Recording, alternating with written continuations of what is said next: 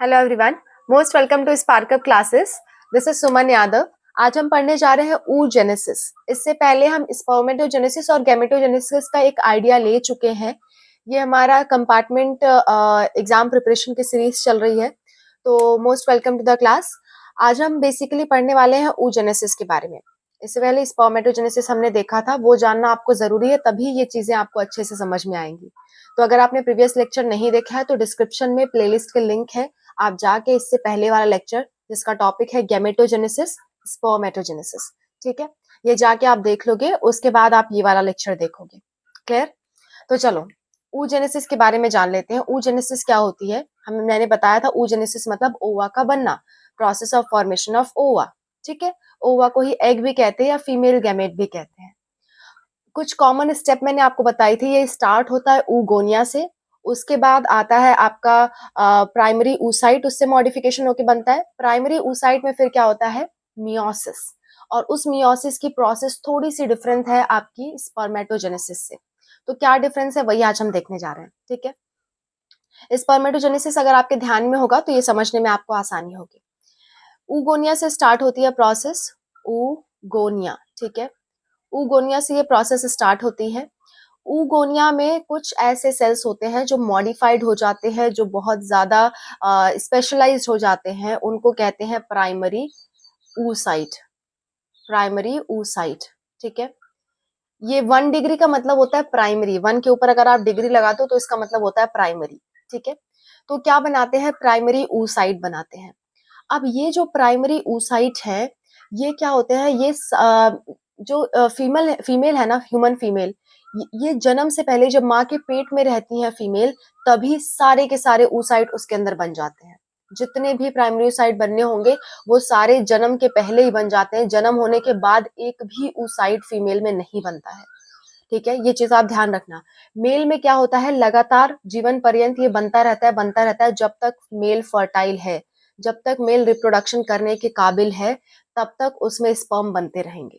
ठीक है, वो जन्म से बनकर नहीं आते हैं, वो 12-13 साल के बाद उनमें बनना शुरू होते हैं।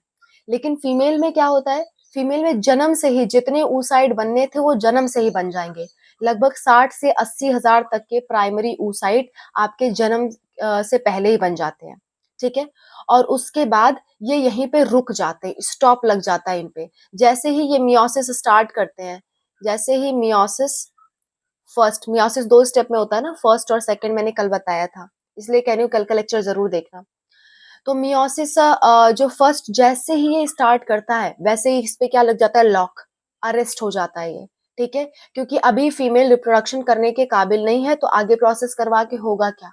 इसीलिए क्या होता है, यहाँ पे स्टॉप लग जाता है। और इतनी प्रोसेस कब हुई? जब फीमेल क्या थी? फीटस थी। फीटस, फीटस मतलब कि माँ के पेट के अंदर थी, भ्रूण जिसे आप कहते हो। ठीक है, जब फीमेल फीटस थी तभी क्या था? तभी प्राइमरी oocyte बन गया। और कितने बने? लगभग 60,000। और भी बनते हैं लेकिन 60,000 तक बचते हैं। ठीक है, 60,000 से 80,000 तक के प्राइमरी oocyte बने। और जैसे ही उन्होंने मियोसिस फर्स्ट स्टार्ट किया, वो क्या हो गए? अरेस्ट हो गए।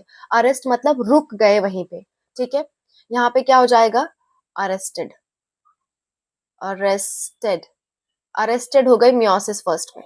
ठीक है, अब फीमेल जब रिप्रोडक्शन करने की काबिल होगी, यानी फर्स्ट टाइम जब उसमें मेंस्ट्रुएशन साइकिल स्टार्ट हो जाएगा। मेंस्ट्रुएशन साइकिल अभी हम आगे पढ़ने वाले हैं। ठीक है, मेंस्ट्रुएशन साइकिल मतलब क्या होता है कि महीने में एक बार फीमेल को वेजाइनल से ब्लीडिंग होती है, उसी को हम मेंस्ट्रुएशन कहते हैं। और ये पूरी एक साइकिल होती है, वो साइकिल के बारे में हम पढ़ेंगे। ठीक है, तो क्या होता है? ये अरेस्टेड हो जाती है कब तक? जब तक फीमेल 12-13 साल की नहीं हो जाती, जब तक उसे वो ब्लीडिंग होना स्टार्ट नहीं हो जाती, तब तक ये जो oocyte है वो अरेस्टेड रहता है। जैसे ही फीमेल में ब्लीडिंग स्टार्ट होती है तो मंथ वाइज, हर एक मंथ एक एक फॉलिकल, देखो 60,000 से 80,000 थे ना, उनमें से एक फॉलिकल हर एक मंथ मैच्योर होगा और क्या बनाएगा? सेकेंडरी oocyte बनाएगा। Secondary oocyte। ठीक है, हर महीने एक एक फॉलिकल क्या बनाएगा? Secondary oocyte। और बाकी सारे क्या रहेंगे? प्राइमरी oocyte ही रहेंगे। हर एक महीना एक एक क्या बनता है? Secondary oocyte। यानी हर एक महीना मियोसिस 1 कंप्लीट होती है। मियोसिस 1 कंप्लीट हो जाती है हर महीने। सबकी नहीं कंप्लीट होती है, सारी प्राइमरी oocyte की नहीं, एक एक प्राइमरी oocyte की एक एक महीने कंप्लीट होती रहेगी। ठीक है, अच्छा याद करो, मैंने कहा था कि जो प्राइमरी oocyte है उसका मियोसिस होगा और मियोसिस 1 से 2 सेल बनती हैं, पर यहाँ तो मैंने एक ही दिखाई है। तो दूसरी जो बनती है, दूसरी वाले को हम कहते हैं polar body. Polar body first, polar body first कहते हैं उसे, ठीक है। फर्स्ट पोलर बॉडी, और ये किसी काम की नहीं होती है, धीरे धीरे क्या हो जाती है, ये खत्म हो जाती है, डीजेनरेट हो जाती है। यही सेकेंडरी oocyte बची रहती है, ठीक है। अब ये सेकेंडरी oocyte को क्या करना है, मियोसिस 2 करना है। लेकिन ये मियोसिस 2 तब तक नहीं करती है, ये यहाँ पे क्या हो जाती है, फिर से मियोसिस 2 जैसे ही स्टार्ट करती है, ये क्या हो जाती है, अरेस्ट। मियोसिस 2 में क्या हो जाती है, अरेस्ट। मैम कितनी बार अरेस्ट करवा रहे हो उसको, ठीक है। देखो, मियोसिस 2 में क्या हो जाता है, इसका अरेस्टेड हो जाती है, अरेस्ट हो जाती है, इसके आगे काम नहीं कर पाती जैसे ही मियोसिस 2 स्टार्ट करती है। तो ये कब पूरा होगा, अगर मेल का स्पर्म फीमेल की बॉडी में आया तभी मियोसिस 2 पूरा होगी, अदरवाइज पूरी नहीं होगी। मैं लास्ट में समराइज करूंगी, आप कंफ्यूज मत हो। आई नो ये थोड़ा सा डिफिकल्ट लग रहा है आपको, पर थोड़ा सा सब्र करो, आपको समझ में आ जाएगा। देखो, ये क्या हो जाती है, अरेस्ट हो जाती है मियोसिस 2 में, ठीक है।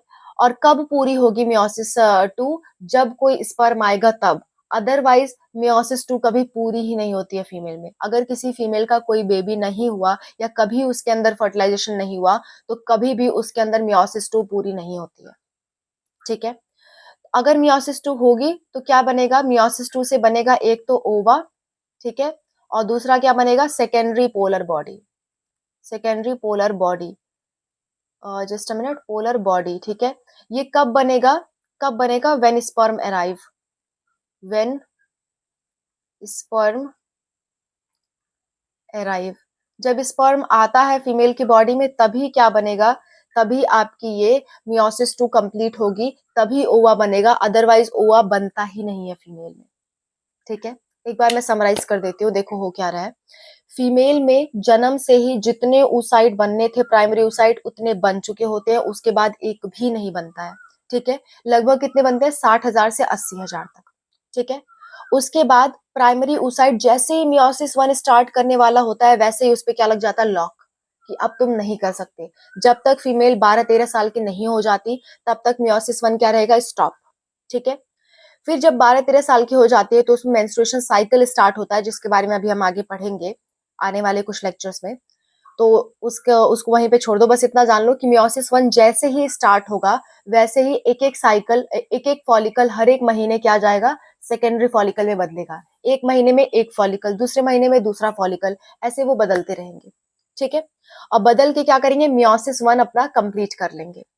और मियोसिस 1 होने के बाद जो सेकेंडरी oocyte है, जैसे ही मियोसिस 2 कंप्लीट करने जाएगा, वैसे ही उसका फिर से क्या हो जाएगा, अरेस्ट, फिर से वो रुक जाएगा, ठीक है।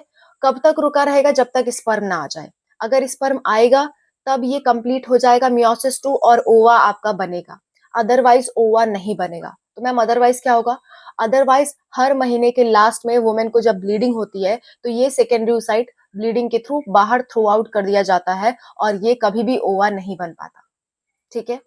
तो फीमेल में ओवा सिर्फ तभी बनेगा जब स्पर्म आएगा, अदरवाइज ओवा नहीं बनेगा, ठीक है।